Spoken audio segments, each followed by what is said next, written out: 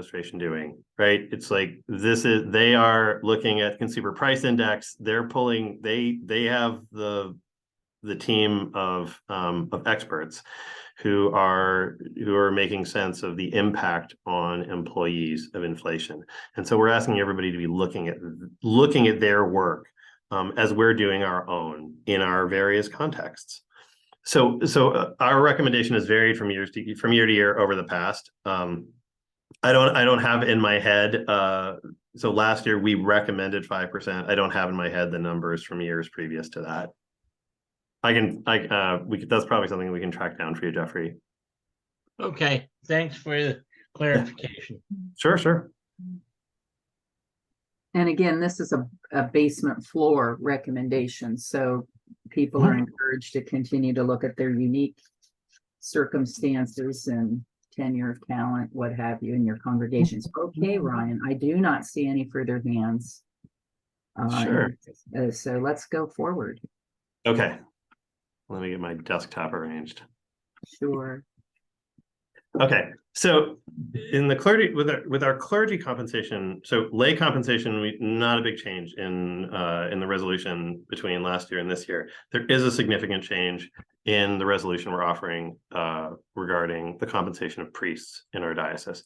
This departs significantly from the way that we have approached establishing the minimum compensation for priests. And so I'm going to briefly describe what it does and why, how we got here. So what this resolution does, and I want to be I want to be clear that all the words in the sentence bear weight, right? This resolution establishes a single minimum clergy compensation standard for newly called full-time priests. Right. So what we're doing is, and this is customary for this resolution, we're establishing a minimum for newly called full-time priests. So congregations who are going to be establishing letters of agreement with clergy in the coming year, right? That minimum is $64,000. And that's total clergy compensation. That includes the cash stipend the clergy receives. That is the housing allowance or the value of housing that the clergy receives, and the self-employment tax offset that clergy receive. Okay. And I'll note that our canons require that part-time priests, and we should always be paying attention to this because most of the priests who serve in our diocese serve part-time, must receive compensation that is kind of a proportional fraction of that full-time minimum. So newly called part-time priests would need to receive, if they're called at half-time, the minimum that would apply would be half of that full-time minimum. So that's how that always works. I want to emphasize that this compensation number is a minimum only. It's not a recommended rate. And we should expect that a priest's experience, the responsibilities of their particular role in a particular place, the goals of the congregation where they serve, and the cost of living in a community will all factor in determining the compensation range for searches when congregations are deciding the range that they're going to publish when they're embarking on a search process, and will factor in the negotiations between priests and congregations about their letters of agreement. So as I said, this resolution is a significant departure from the way that we've established minimum compensation for priests for the past dozen or so years. What we've had was something like a kind of place-specific calculator. And the framework we had divided our diocese into 17 areas, 17 geographic areas. Each of them had its own minimum, and that minimum was derived from the way that public educators were paid in that area. And beginning some years ago, this committee discerned that there were issues with this framework. It was complex to administer. We went through long periods of time where the data needed to make the framework work was inaccessible. It tied us even when it was working well, it tied us to data that didn't necessarily tell us a lot about the realities of our congregation. And we weren't always sure they told us about the realities of these areas, right? It also, and this is simply like a fact, it yielded increasing disparities. Our lowest of these 17 areas had a minimum, which was $27,000 below the highest region. And also note that the lowest area of those 17, it was $7,500 below the second lowest. So this framework, it was sort of building into our life some disparities, right? So we knew that this wasn't carrying us towards the goals that we had, right? That it's like we want to see clergy, we want to see congregations flourish, right? We want to see people compensated in ways that are equitable, that are fair, right? We want everybody to flourish. So starting several years ago, we suspected we needed to go in another direction. And we've done a lot of work over these past couple of years trying to figure out what that direction might be. We looked around at like what other dioceses are doing. And there's a pretty diverse landscape here. Some dioceses base these minimums entirely on the experience of a priest. How many years you've been in active service. Others base it on the average Sunday attendance. Others base it on the operating income of a congregation. Some consider a combination of all of those factors. Some places establish a single minimum. And some of those places are really diverse in terms of the different contexts within them, like Maine, right? We were drawn to the model of a single minimum. And that was in part because tying ourselves to measurements like average Sunday attendance was making less and less sense. I mean, I think a lot of us are experiencing that in our congregations now, right? We also simply wanted a model that was less determinative, less like a calculator, and then be doing absolutely as much as we could to support the planning and discerning and negotiating, the figuring out of equitable pay in our various contexts to help clergy and congregations flourish. And so what we did was set a single number, trying to do that with particular awareness of our smaller congregations, our rural congregations. That was probably the biggest thing in our mind as we were thinking about what is an appropriate number here. And so what I would want you to hear is that this number sits in the range where many of our smaller rural congregations actually are now. It also brings us roughly in line with the minimum in our neighboring diocese of New Hampshire, which I think is significant for us, right? Something I'm really excited about in this resolution toward that goal of enabling like good, robust conversations in all of our congregations about what is equitable pay here, what works for us now, what works for everybody now. Something I'm really excited about is that this resolution gives us a powerful tool, information. This resolution requires our congregations to report annually on how they're compensating their priests. And we can then develop that data into information that keeps appropriate confidentiality. Right? We can develop that into meaningful information so that when congregations in search are trying to figure out the compensation range they're going to publish for an open position, or when candidates are negotiating compensation, or when priests are renegotiating letters of agreement, they will have a picture of the compensation landscape in our diocese right then, and understand how priests in similar contexts are being compensated right now, right? That's powerful information to have at our fingertips, right? As we're trying to make these decisions, as we're trying to do this problem solving in our context. I also want to say that something that we see in a variety of contexts is that appropriate transparency may also be our best tool to address issues like gender pay equity, which is an issue for us in our diocese.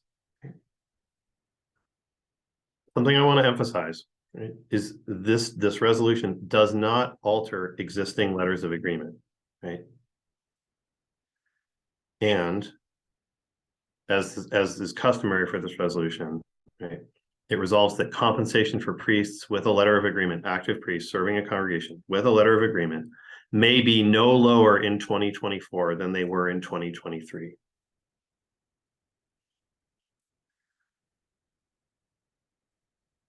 I want to say a little bit about a change that we're making this year regarding supply clergy. And this is going to be really quick. Really, the rates have not changed, but we tried to make a shift in the language to make clearer what we hope we will be doing on the ground. Primarily, we wanted to make sure that when a supply priest is called in to do something like preside at a burial service, that's treated like a Sunday service, right? Because the ask is significant. And so we're hoping, so that's why we've made this shift in language. So that's the primary reason we've done this, to make clear that that there's a rate for preaching and presiding at a Sunday service that should also be the rate for presiding at a burial service. And also hopefully makes clear that asking supply clergy to spend part of their day, a unit of time, a morning and afternoon, making hospital visits or doing something like presiding at a simple weekday service, that's that $85 category. So if anybody has questions about anything that I've talked about today, like I said, I'm glad to talk about them here. I'm also, if you'd like to email me, if that's best for you. Let's go to questions. Yeah. Please raise your hand if you do have a question for the good of the gathering here.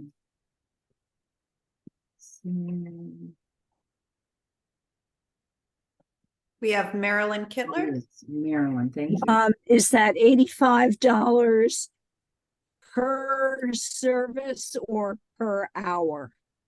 Oh, it's for a unit. It's for a unit of time. Thank you. Yeah. So not for hour. It's like if you've committed a morning to this, if you committed an afternoon to this. So yeah, so that's for like weekday duty stuff. Yeah. And we have Barbara Briggs, if you want to unmute.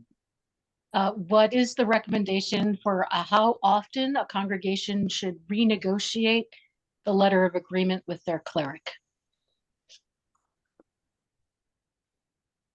Somebody, I may need to be bailed out. I want to say it's 5. I want to say it's 5. 5 years. Sarah, Actually, you're leaning like you know that. Like Sarah, I know, I'm leaning into the camera. Okay.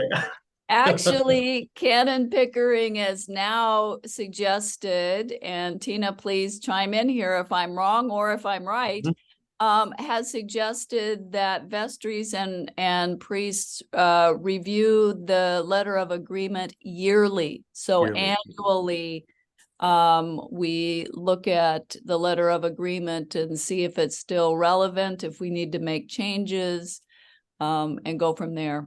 So it's a new thing, and Canon Pickering's on it. Thank you, Sarah.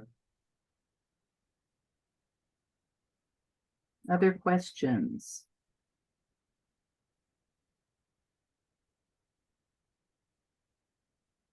Okay.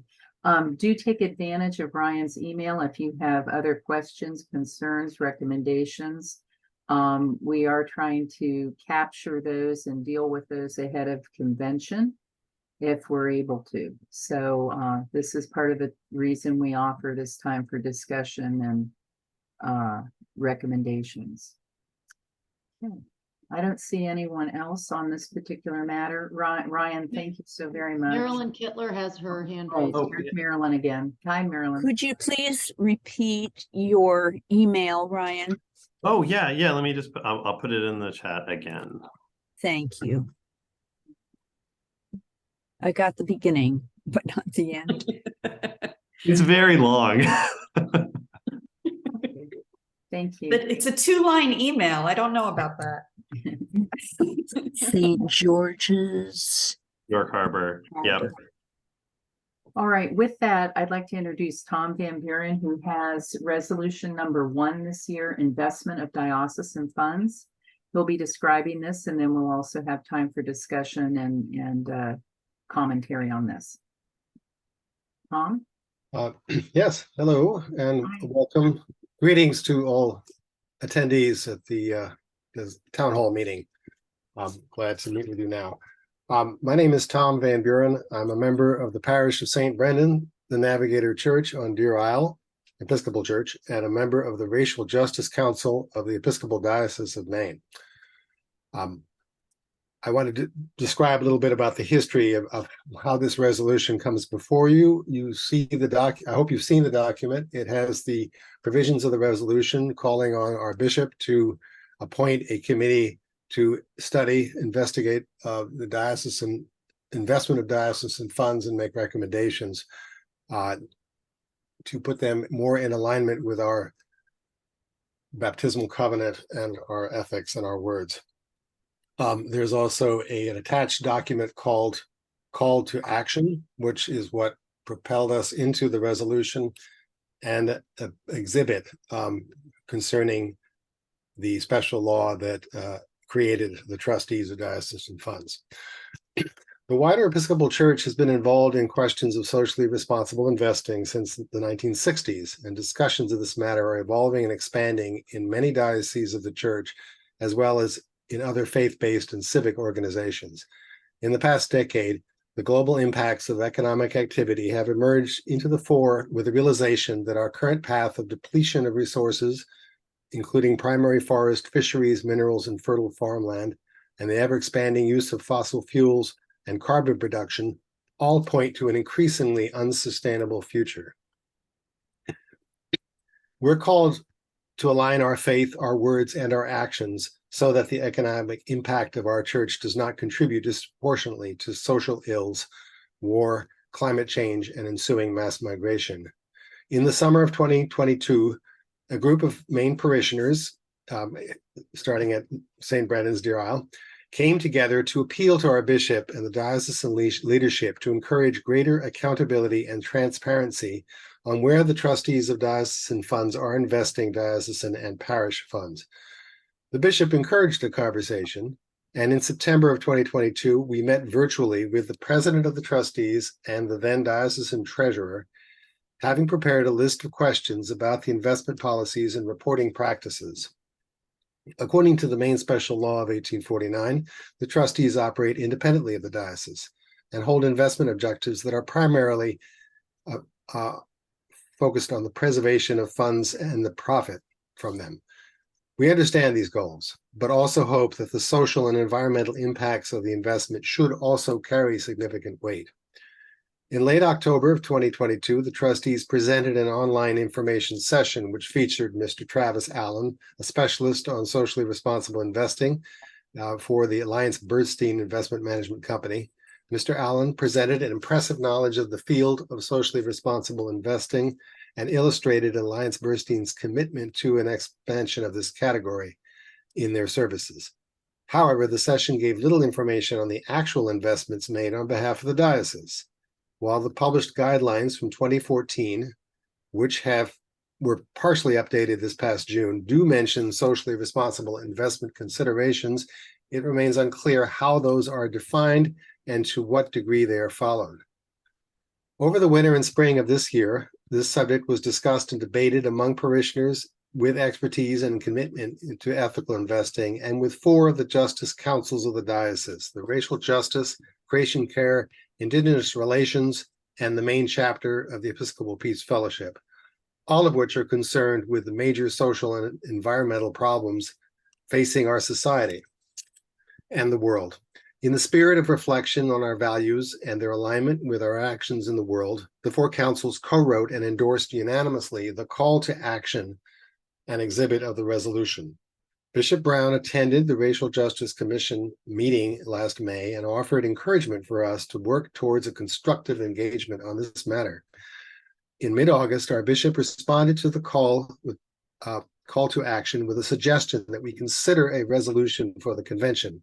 After careful and prayerful consideration, we drafted the resolution you have in front of you, which asks only at this time that the diocese establish a special committee to study the questions raised above and engage in thoughtful and respectful dialogue with representatives of the diocesan leadership and the trustees, but with the inclusion of representatives of the justice councils.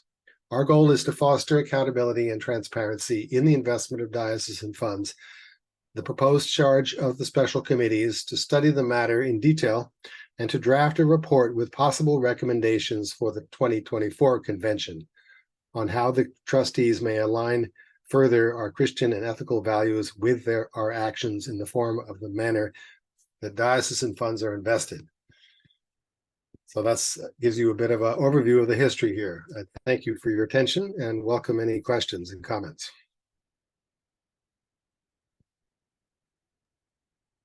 Oh, thank you. I see Timothy Boggs. You want to unmute? Hello, everyone. Thank you, Tom, so much. I'm Tim Boggs. I'm the retired rector of St. Albans at Cape Elizabeth and a member of St. Francis and Blue Hill. And I'm chair of the trustees of the diocese. And this resolution raises so many questions. And I approach it with a lot of caution. And I urge the parishes to embrace the goals of continuing to enhance the character and quality of our investments. But I really am troubled by it, and I think it is somewhat confused, frankly. The trustees of the Diocese of Maine are this odd creature in our church, created by 19th century statute passed by the legislature of Maine. And the call to action that's amended here asks the select committee to come up with ways to direct the trustees in investments and in selection of managers. And it's just, it's not coherent to my mind with the actual way in which the trustees are created, in which we function. We manage almost $40 million of diocesan funds. I think we do it well, like many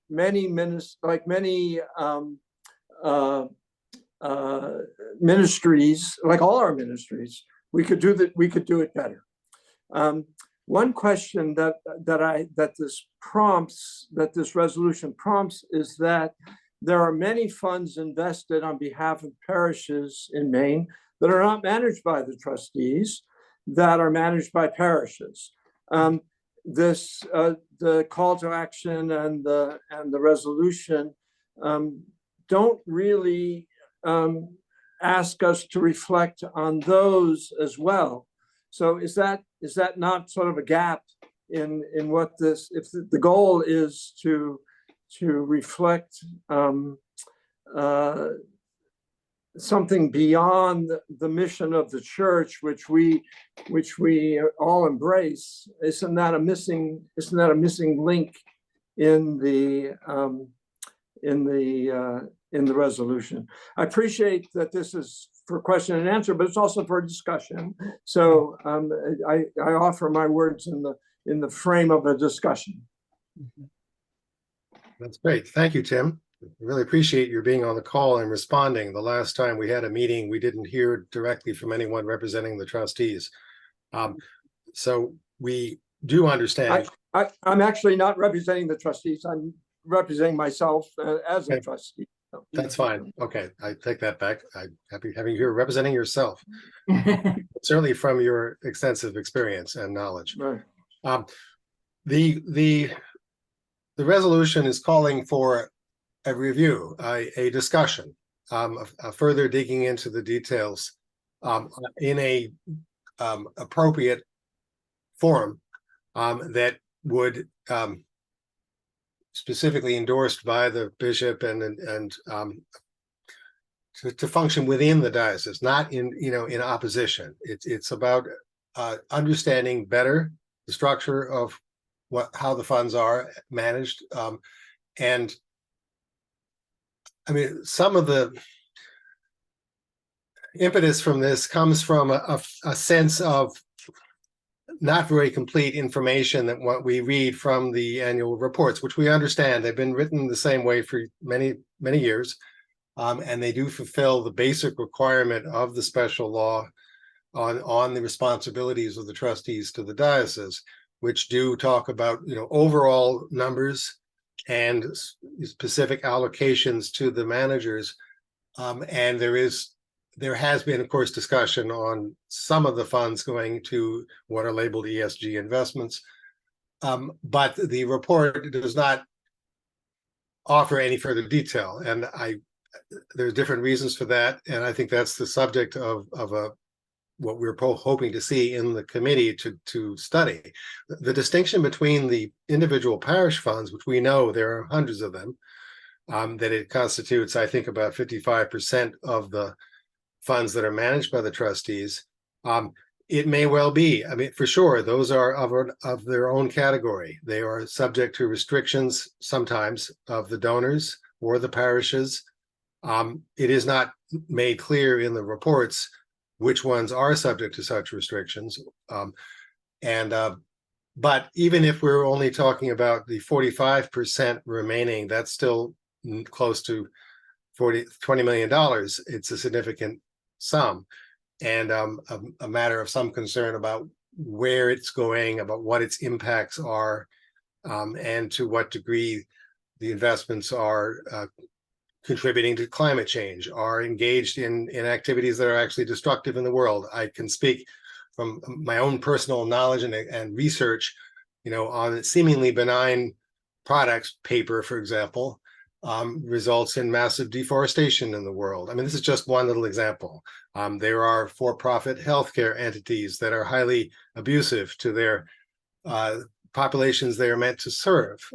They're different subjects, but I'm not here to get into all of the details. That's the subject for a special committee, which I don't see myself qualified to engage on the level that our wider advocacy effort is asking for. We do need people with special knowledge and experience who can engage constructively and thoroughly in this subject.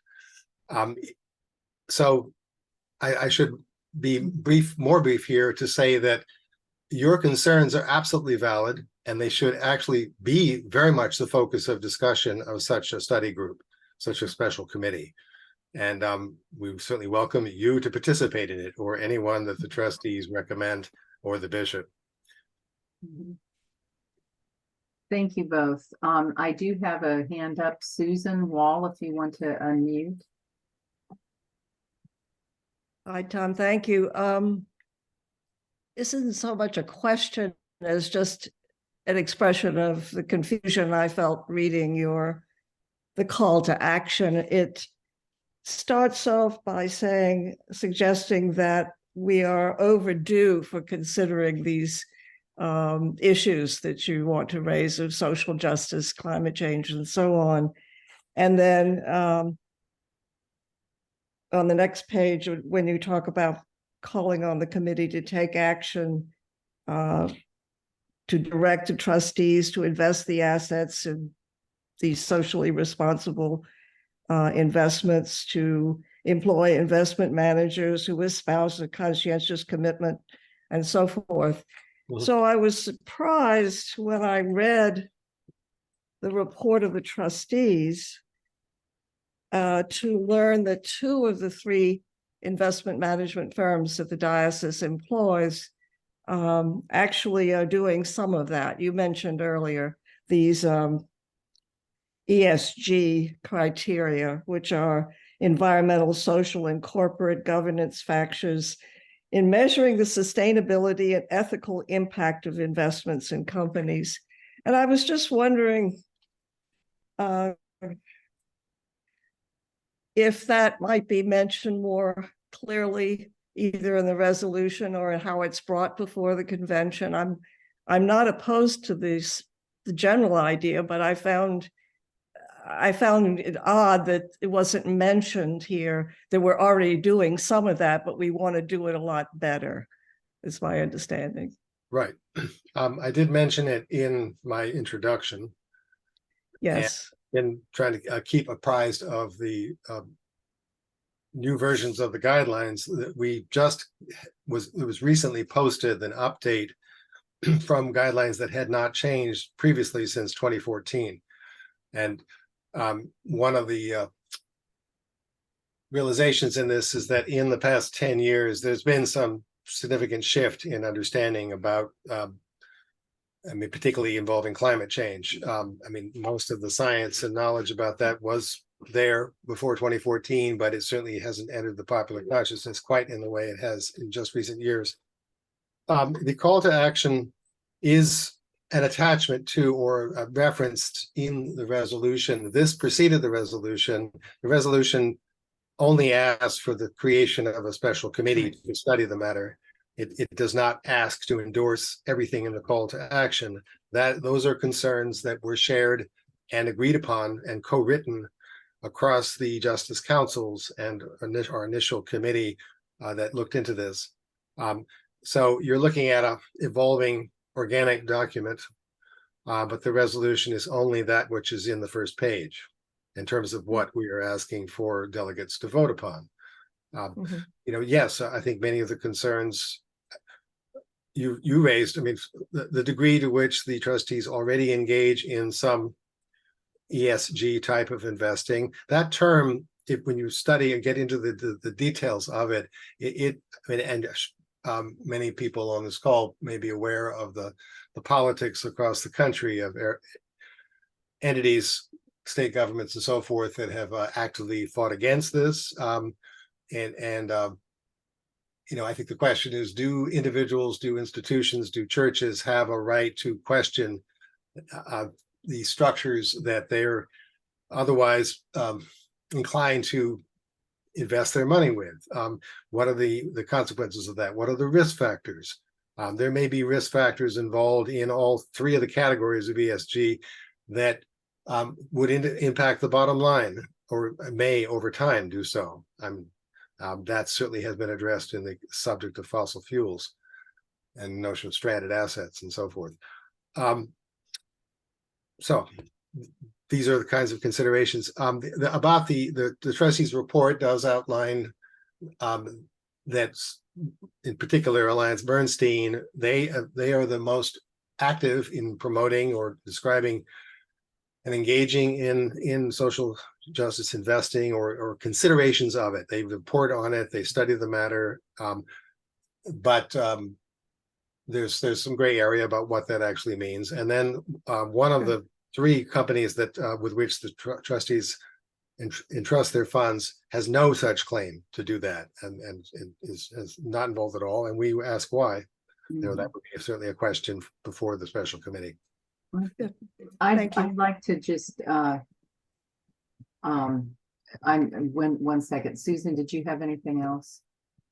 Okay, I wanted to direct all of us to Larry Estes' comment via the text, just underscoring again that the resolution is calling for study and evaluation, and that would be called back out into convention next year as a follow-up report. Tracy, he actually has a question, and that's John Arrison's remark. Oh, okay, I see. So Larry's question is, has the work of the group presenting this resolution taken into account the considerable work the Church Pension Group has been doing in the work of socially responsible investment. Right, that is the next one. I just wanted to call people's attention to. Oh, sure, yeah. Aaron, because he's just making a point.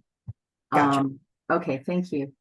And let's ask that question, if you could take that on, Tom, John Arrison's, and then I think after that, we'll look again for hands. I'm also reviewing,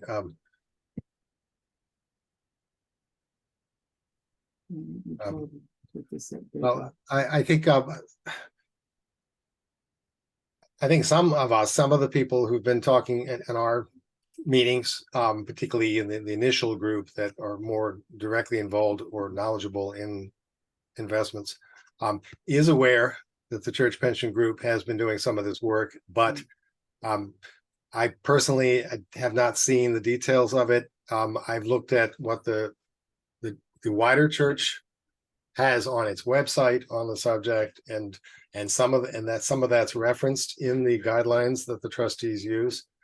On the pension group in particular, no, I don't have enough information myself right now to comment further on that. But yes, I think one thing that we'd certainly encourage is that a special committee consider as many other resources and examples from other entities, investment funds, particularly related to the church, are doing.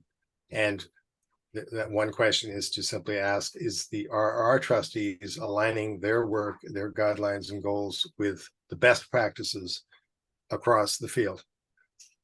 Thank you. And I do want to attribute that question to Larry Esty, expanding the text box. It's clear that Larry was asking that. And then John Arison is making this comment for everyone. The key to this resolution is study and evaluation. The call to action was written before the resolution itself. The committee to be formed would make recommendations to next year's convention. And this year's resolution makes no change to the trustees' work apart from working with the committee to be formed. So thank you both for those written contributions. Anyone else before we turn this back to Teresa to move us forward on the agenda? I'm not seeing any hands. Seth Stewart. Seth Stewart has raised his hand. I had sent some questions to the WebHub email about this resolution earlier today, and I was wondering if those were going to be brought up.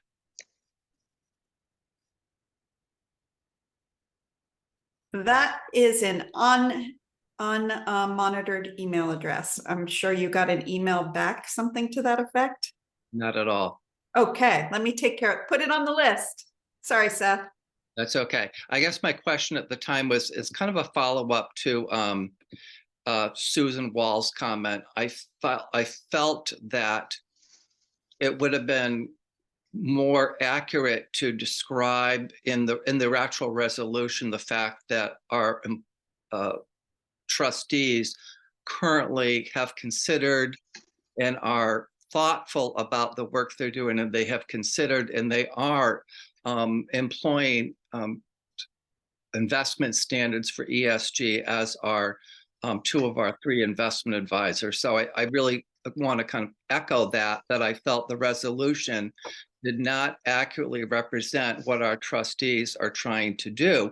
And my other question that I asked is, has anyone asked, and it sounds like you folks have asked, for an increase or a higher percentage of investments in ESG? Has that come before the trustees before, and what has their response been?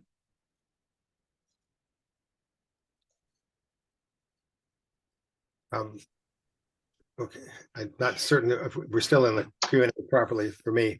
I mentioned the two meetings that I participated in, or involving the trustees were involved in, and that we did not get the answers we were asking for, on particular percentages and on particular investments. And then the presentation that was made, originally we heard that it was for the benefit of the individual parishes that have funds invested with the trustees. It was a Zoom meeting late October last year. And it was primarily a presentation by the specialist on ESG for one of the three investment management firms. And you can see I've included a link. There's a link in the documents of the resolution to that presentation that is on the diocesan website. It includes a half hour of that meeting. It doesn't include, I think, the first 10 or 15 minutes, which may have just been introductory material, but the presentation was on the general principle of ESG investing, on some of the research projects and capacities of that management company, Alliance Bernstein, in the field. It did not provide information more specific to what the diocesan funds are actually invested in, even if they could take those the ESG factors into consideration. That's what we learned up to the point of drafting the call to action, and then the discussion of it and the editing of it, refining of it through a intercommittee justice committee process that then came to the release of the call to action that then drew the response from our bishop to move to a resolution, which we tried to do, doing it as we do it in the spirit of respect and thoughtfulness. We know we have a great deal to learn. And but I think that all of us have a great deal to learn. I don't think most members of our diocese, have great deal of knowledge about this subject. I mean, even in their own lives, but certainly in what the diocese is doing. I think that we feel that we, rather than just sitting back and assuming that all is well, we would like to look a little further. And yes, if the outcome of it is that the practices that the trustees are engaged in are the best and fully justified, so be it. That would be the outcome of this process. It would be an endorsement. If there's an issue or other issues to be addressed, we could raise those and see if they could be handled internally, meaning that the trustees, we engage in a dialogue and see if the trustees would make any adjustments, both to what they're doing and how they report on it, so that the whole diocese can have greater confidence in what they're doing. That would be great. If it resulted in a potential future resolution on any particular matter, that's to be discussed, in the course of an entire year. We anticipate plenty of time and care to go into the process. And before we turn over the agenda, let's take the final question or comment from Jenny Reese, who's had her hand up. And then Teresa will go to you. Thank you. I just briefly want to thank Tom for all his very, very, very dedicated work and his group that promulgated this. I've been working a little bit with them all on this. From my position on the Climate Justice Council, and I just want to say that for many of us, for all of us, really, these issues are very, very important because the time is running out for us on this planet, and we need to all of us recognize the deficiencies in the way that we have been living on the planet and to rectify them. And this is a little piece of that. And it's not to criticize or defame or object to anything that the trustees have been doing. I know they've been doing wonderful work, but all of us as people of faith and of people living on the planet need to understand that we need to change our ways of doing things. And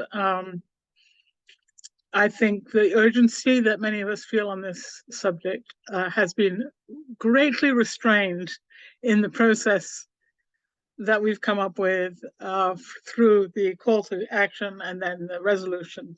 I think it's almost amusing that after all this work, what we do is call another committee. But that's how the Episcopals work. That's great. That's how we do things. And I think it's appropriate. But just understand that there's a great deal of urgency felt, and which is, I think, very appropriate. So thank you. Thank you, Tom. Thank you, Jenny. Thank you all, and Tom, thank you. And Teresa, next subject. We are going on to the budget next. Tonight, we have our treasurer of the diocese, Julian Sheffield, who will walk us through it. I will be running your slides, Julian, so let me know when you want those up and when you want me to advance. Again, you can type questions in the chat and we'll take them after. All right. Good evening, everyone. I have to say that I have to apologize because you've got the C team here. I am the least qualified person, I think, to be presenting this, but in the absence of Lael and George Cooper, without whom nothing could happen, you just have to make do with me and forgive me for my shortcomings. So, let's just. I'm going to leap into the presentation, which is about the best I can do at this point.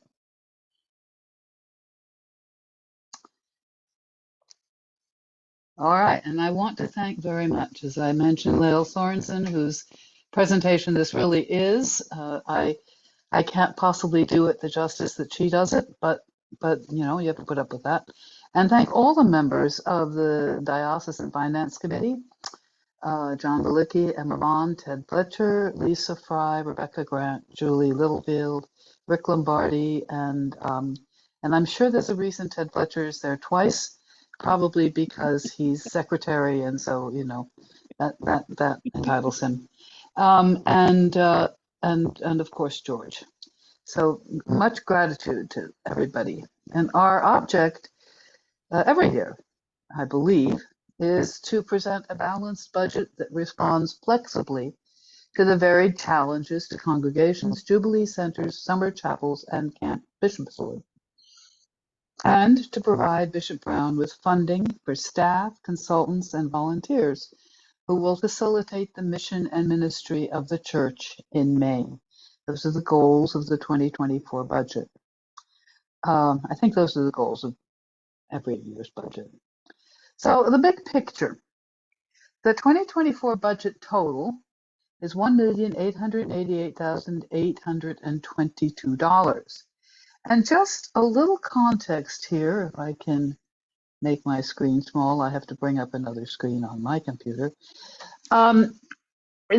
Just so you all have a sense of proportion here, this is approximately 2% more than last year's budget. Last year's budget was $1,848,733, and so this our budget is not inflating with the current rate of inflation, shall we say. We're trying to hold a line. In terms of 2024, the income on the assessment rate is, the marginal assessment rate is 15%, which is the same as it has been for, I think, several years. And it is dependent upon the 2022 normal operating income, NOI, you'll see as an abbreviation in a lot of places. 5% of the first 10,000 of NOI is what everybody is hit with, and then anything over 10,000 is assessed at 15%. So we can go on from that. It's my understanding that we are canonically required to establish an assessment rate, and I suspect that we occasionally review what that rate is, but I will learn more as I am in this job more, I think. So our income comes primarily from assessments and endowments, and there is a small amount of income from summer chapels and miscellaneous income. The summer chapels are their special income because then what they're very generous. They give, and the bishop visits them, and they love the bishop, and they love the diocese, and they give us money. So we're happy to have that. And the miscellaneous income, it isn't really miscellaneous income. The majority of the miscellaneous income is compensation for time, for labor spent by one of our employees on behalf of the trustees. So the trustees, they compensate us for that. So that's your pie chart there. And again, thanks to Lael. As you can see, the assessments is the major part of our income. Endowments are significant, and a tiny bit of other income, which you now know what is. Now, as far as expenses are concerned, there are two slides about expenses. One of them comes up later, and this one would lead one to ask,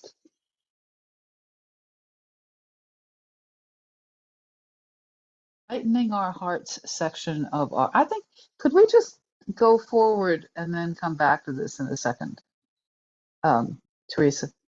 Yeah, let's look at these parts first, and then we'll look at that slide with the division.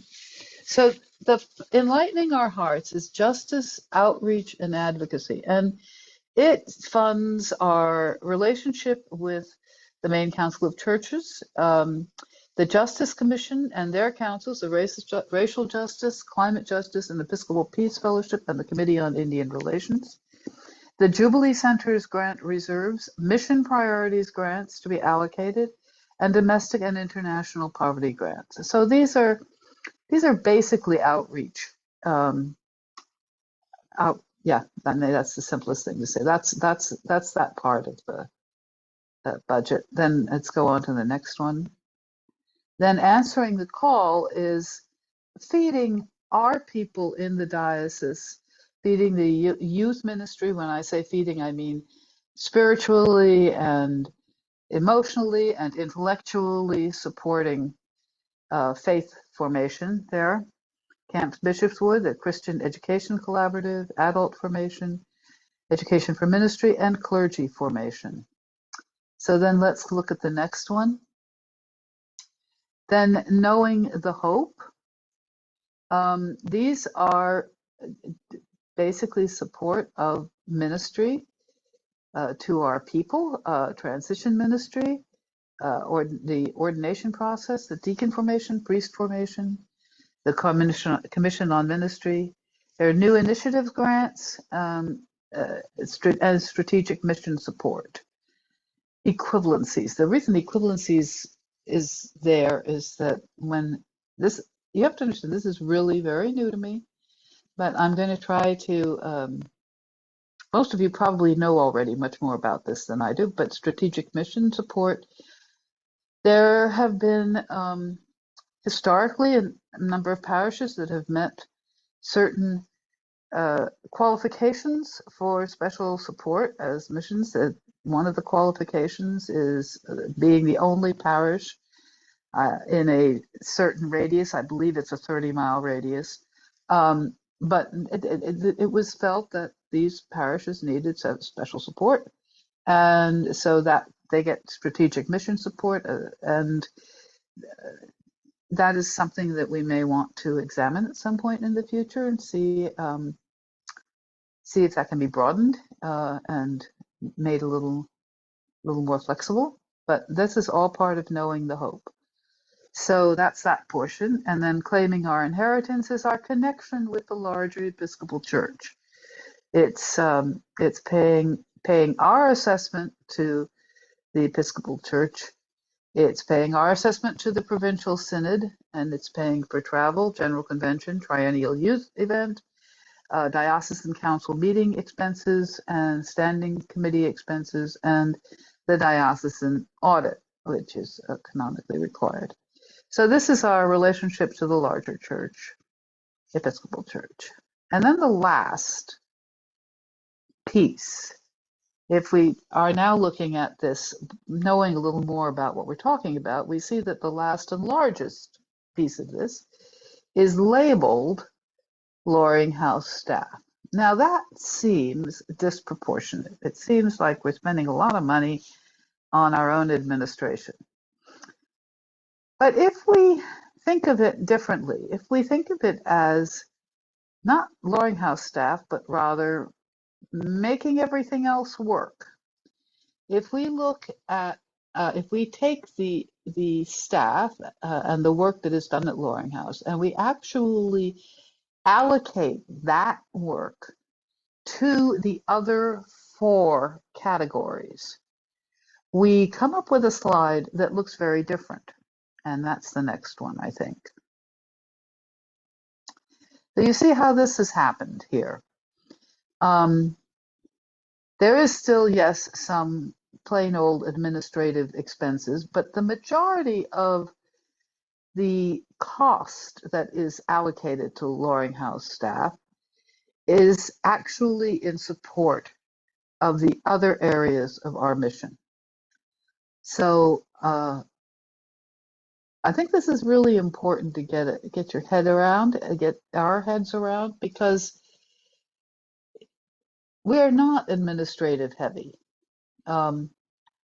Without these expenses, the other jobs couldn't get done.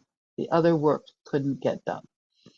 So I think, let's see, I know that this goes on a little bit more, but I'm not sure where.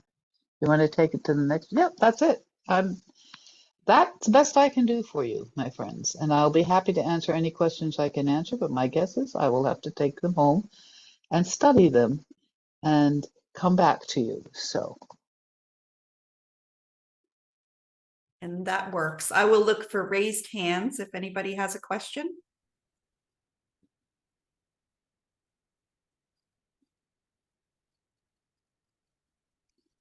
Shirley Bowen, would you like to unmute yourself?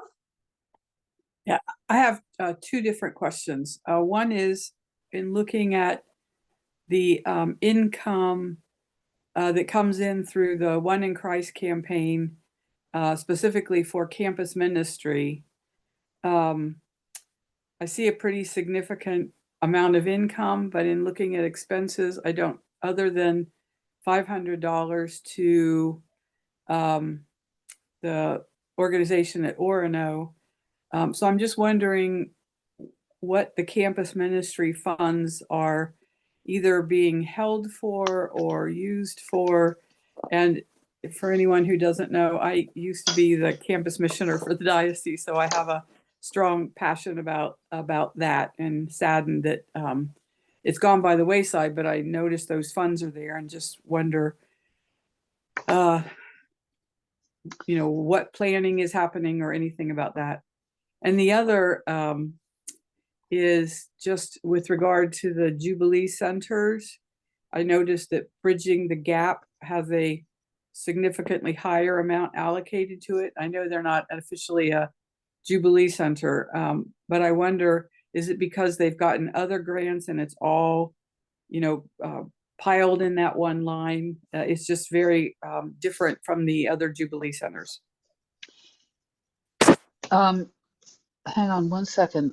I cannot answer the campus ministry funds without referring to somebody else.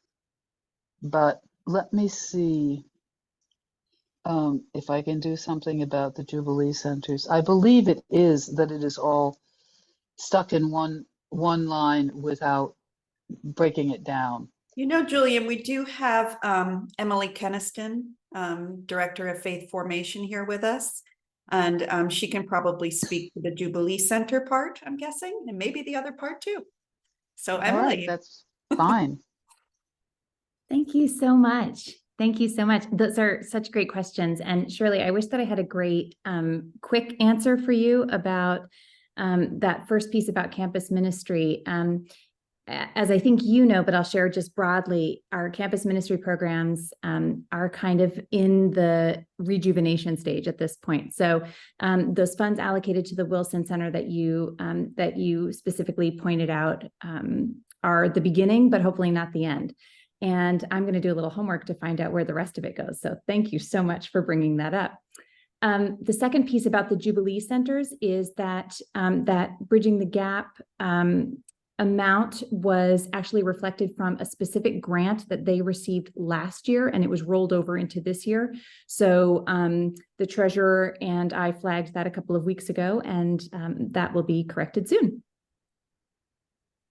Great, thank you, Emily.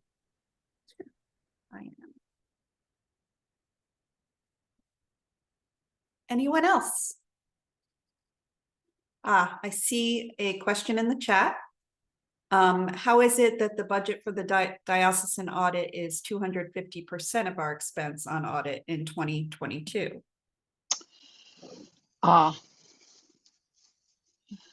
Well, that is because we have had the same auditor for 18 years at least.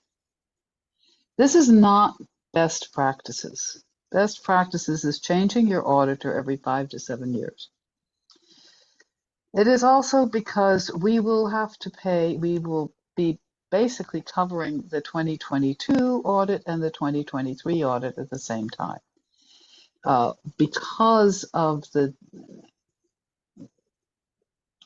stresses in the finance office this year, we have not, first of all, we need to find another auditor, and we've got a couple of bids, and we're waiting for another bid, which I'm hoping will come in before the convention. But between finding that, and also it takes a significant amount of personnel time to manage an audit. So for a number of reasons, we will probably be paying a great deal more for our audit in the future, and we will probably be paying most of it next year rather than this year. So I hope that's a reasonable, I mean, one of the bids that has come in is about $71,000 for 1 year's audit. That's not going to be a bid we take. So, but that gives you a sense of, we're talking about a very substantial difference in what our audit costs will be. Thank you. We have a question from Peg Hoffman.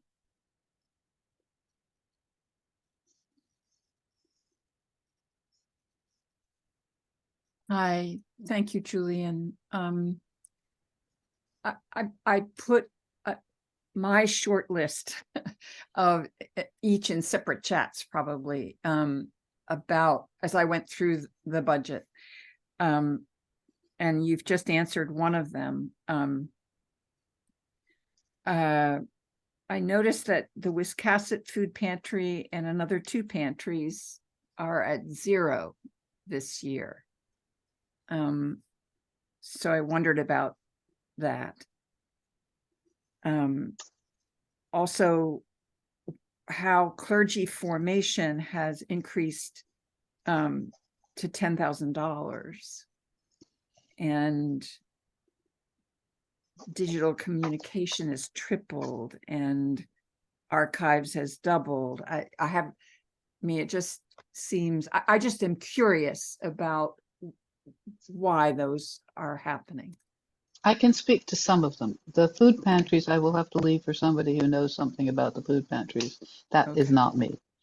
But I can speak to the clergy formation, which is, this was a decision that was made by the grants committee. We have a significant amount of unused clergy formation money in reserve. And so it was decided that rather than let that continue to build, that we would use that for things like the Scudic conference, which, you know, really commit serious resources to the clergy formation opportunities. So that was basically the decision, just to do that. And that will last for a while, I think. We have, you know, like I said, the reserve is significant. and worth using. So on the digital communications, I actually suspect that Teresa could speak better to that. I know that some of it has to do with there are some really significant upgrades that need to happen to our communications, our technology. But Teresa, if you'd like to speak to that more, that would be great. Sure, I would like to speak to that too, but I really did not have any part in making this budget. So I'd have to take a deeper look, but I'll get back to you, Peg. That's fine. I don't need you to get back to me. When you talk about upgrades and what we've been facing in terms of the evolution of digital communication for any group of human beings on the planet, I realize I wanted to hear you all say that's what happened. So, and I think as far as the archives is concerned, one of the amazing projects that I've been involved in has been going through files and getting rid of duplicate paper and stuff like that. But there's a lot of paper that we cannot get rid of. And we have a wonderful archivist, and some of our paper desperately needs digitizing. And so this kind of operation, I'm not sure. I suspect that some of our archives need better climate control and storage facilities. That would be my understanding of why I would be putting more money into archives. thank you so much. Thank you. Next up, we have Tracy Schaefer with a question. Thank you. Actually, I just wanted to add to Julian's comments about the clergy formation. I'm on that committee. I think Reverend Beck is here as well as one of our chairs. And I've also been on the grant committee. And Julian is exactly right. Basically, this is not a increase in expense. Last year, if we looked at our budget, we had $3,000 allocated as a diocesan budget line item. And then what the committee historically has been asked to do is go behind the scenes and underwrite the expenses of this committee. They offer 3 offerings to our clergy a year. 2 are remote and require speaker fees. One is an in-person multi-day session, and that, of course, includes accommodations, speaker, and speaker travel. So we go behind the scenes and apply for a grant. So this year we applied and got a $7,000 grant, which equals $10,000. And the request of the grant and the clergy formation committee is, if this is a priority, let's get it in the budget. Let's make sure we all understand that to inspire the clergy, to train the clergy, to have clergy be a healthy influence in our diocese, we need to invest this, and let's make sure that we're not asking people to go out and fund it in the back room somewhere. Let's get it on paper so we all clearly understand that. And Lyle took that forward to her budget committee, and I was glad to see it in there. I think it's just more transparent and does add to our priorities, because our budget shows you priorities of what we feel is important. And, we want to do that in this case. Thank you. Thank you, Tracy. And now we have Lynn Rutledge with a question.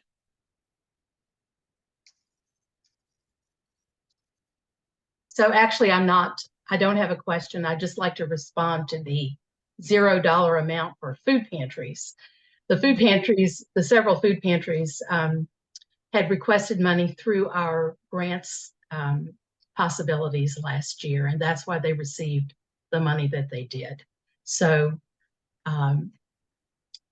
that vehicle is still open to apply for either mission priorities or domestic poverty grant, and it's possible that a food pantry could receive money from that if they apply, but it's not automatic. Thank you. You're welcome. Thank you very much, Lynn.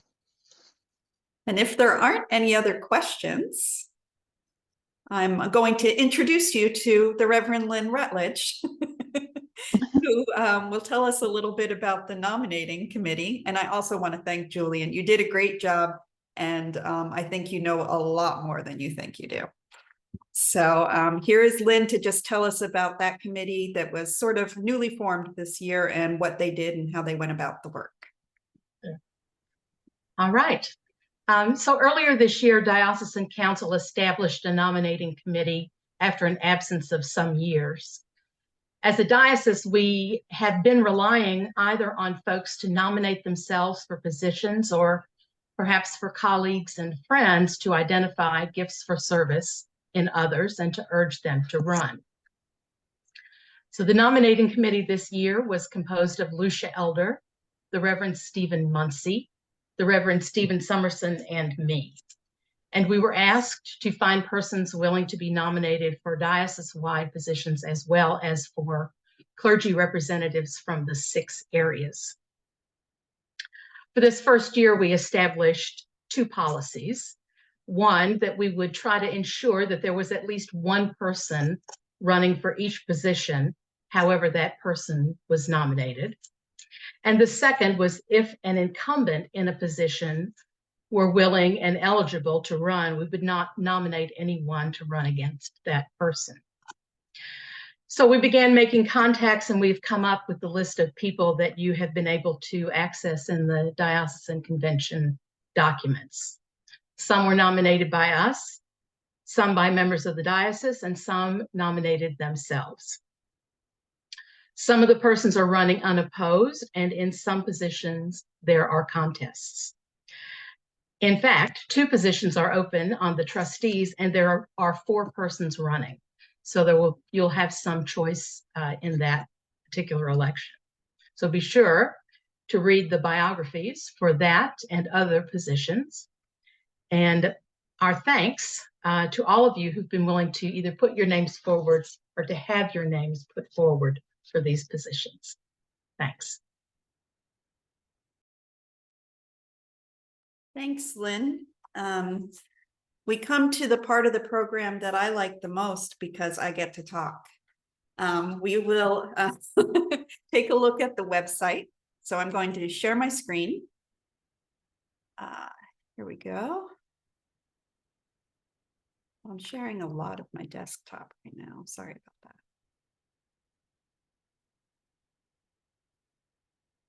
that. Okay. So, homepage, I want to show you how to navigate to the convention page. So that was about, and then I went to convention. You'll find everything that we talked about here tonight on this page. You can scroll down. Here's this meeting. I'll take that away tomorrow. Here is all about convention. So the waiting room, because we have a very long check-in and we really didn't have enough time last year, will be open at 8 a.m. for clergy and delegates. And please log in by 8:30 so we can really get you crossed off a list and counted, so that we can establish our quorum and know who's here and who's not here. What was I going to say? Oh, do you know how to join convention? No, nobody does. It's a mystery. I haven't sent out any information about that yet, so you didn't miss anything. There's just no registration information out as of yet. But on Monday, you'll get that big long email that some of you have been used to from past years, where I give you all the details and point you back to here for all the information you need. And you'll have a Zoom registration link.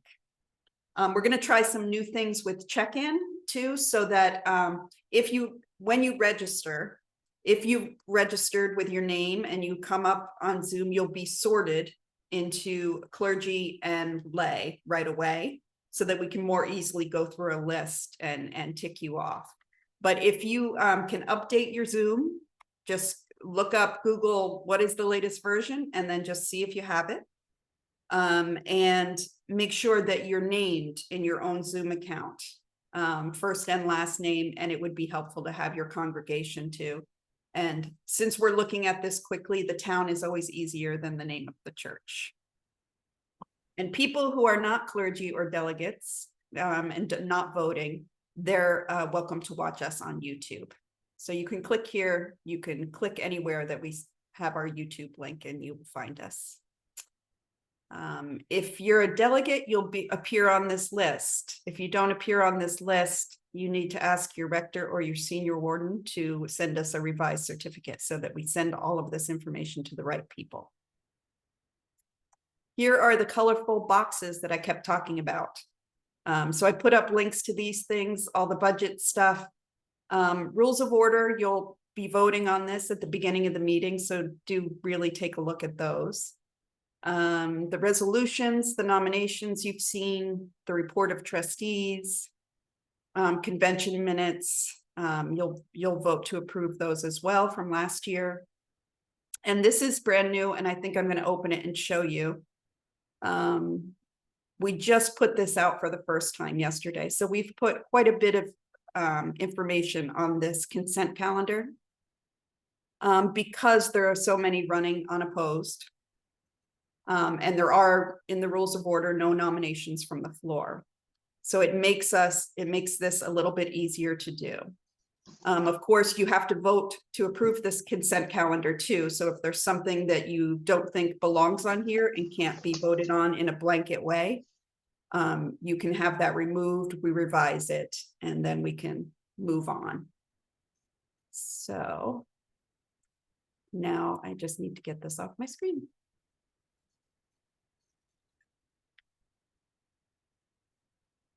There we go. Further down, here's convocation. Remember that? That was so fun. We were so much younger then and so much happier. And we have the worship bulletin here. We have our Bishop's Convention address and sermon. And you can also watch the recording of the live stream. And thanks again to the cathedral for all the work they did on that. You can read about these positions. So you can click and read the bios that were up in those boxes, but then you can see what this person really needs to do and see if those things match up. Then we say a prayer, and then we go to this resource library. So this connects you to everything labeled convention in our resource library. So a lot of these are repeat things, but it's just another way to find everything that you need. You could go here to the resource library, look up convention, and then just click on what you needed to see. The things that are highlighted are featured. So this is probably older things or things that are past. And then if you still can't find what you're looking for, look. Tracy last meeting said, you're making search so exciting. To me, but I get excited about it because for so many years we had no search function on this website. Yeah. So trustees, the investing things, the things I put up earlier, we can see the reports, we can see the resolution if we keep going. It's just really nice to have this function. And if you can't find any of that, you can always just email me because I probably know the answer. I just don't know the answer to random budget questions yet, but I'm getting there. So that's all for me. You're welcome to stay after if you have any other questions. And we're going to move on to worship for the evening. It'll be led by the Reverend George Sheets, and our responder will be Maggie Dangio White from St. David's Kennebunk. And I will put up those slides in just a moment.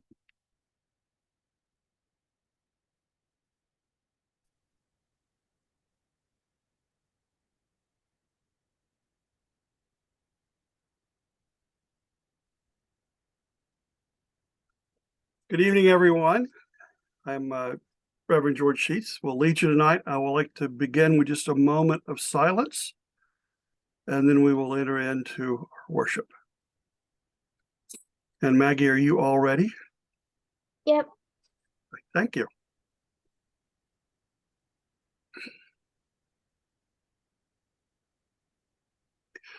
Stay with us, Christ, for it is evening. Make your church bright with your radiance. You are the light of the world. A city built on a hill cannot be hid. People do not light a lamp and put it under a bushel basket. Rather, they put it on the lampstand. It gives the light to all the house. In the same way, let your light shine before others, so that they may see the good works, and give glory to your Father in heaven. Let us pray. Grant us, Lord, the lamp of charity which never fails, that it may burn in us and shed its light on those around us, and that by its brightness we may have a vision of that holy city, where dwells the true and never failing light, Jesus Christ our Lord. Amen. Amen.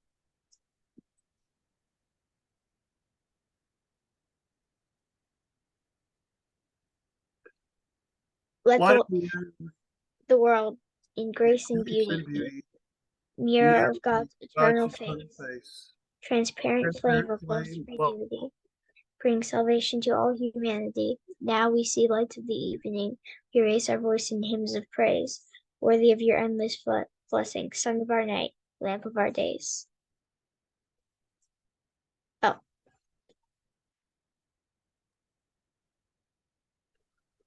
O Lord, I call upon you.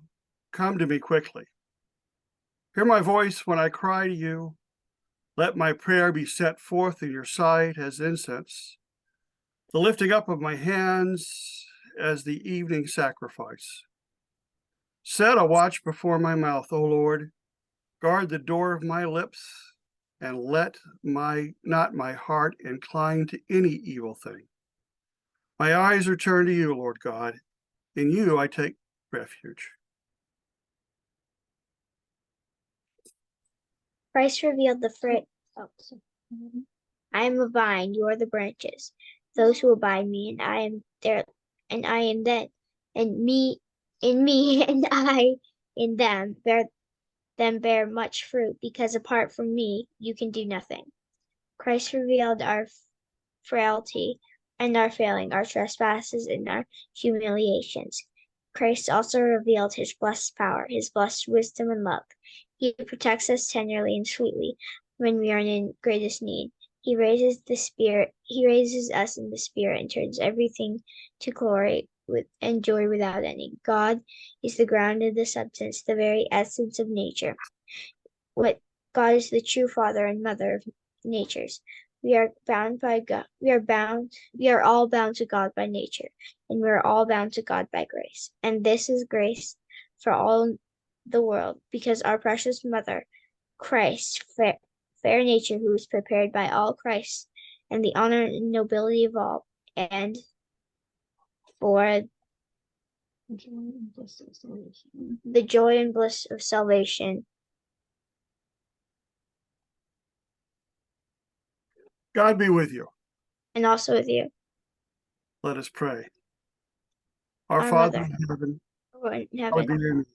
hallowed be thy name. Your kingdom come, your will be done, on earth as it is in heaven. Give us this day our daily bread. Forgive us our sins as we forgive those who sin against us. Save us from the time of trial, and deliver us from evil.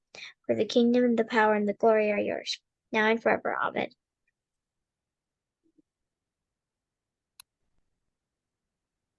In peace and faith, let us offer our prayers. Please unmute your mic to offer intersections and thanksgivings.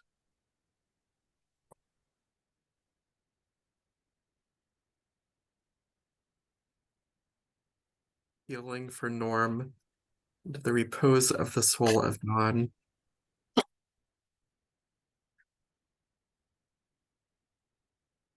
Healing for Kate and Brad and Ted. Repose of the soul of Paul Pinnell. Julie, comfort for Robin. Courage For all for those affected by the Lewiston shootings and other mass shootings, we also pray for peace in the Ukraine and the Middle East. for Regina Knox and her daughter Julia. For Kelly McGuire, Joan, for Kate and Dean.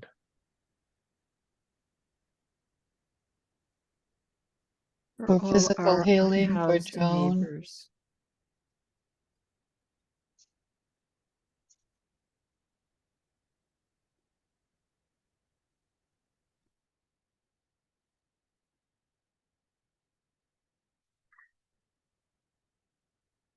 Keep watch, dear Lord,